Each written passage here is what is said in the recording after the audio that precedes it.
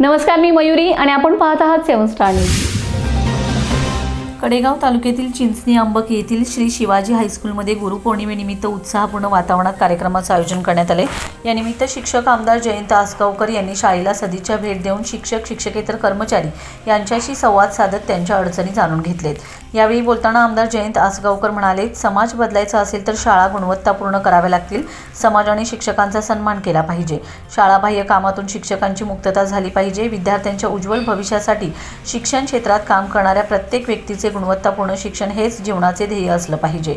पदवीधर आमदार अरुण लाड यांच्या नेतृत्वामध्ये हे विद्यालय आदर्श काम करत आहे। गुरुपौर्णिमेनिमित्त आयोजित सांस्कृतिक कार्यक्रमात विद्यार्थ्यांनी आपल्या मनोगतातून सर्व गुरुजनांप्रती कृतज्ञता व्यक्त करत शिक्षकांविषयीचा आदरभाव व प्रभावीपणे मांडलाय।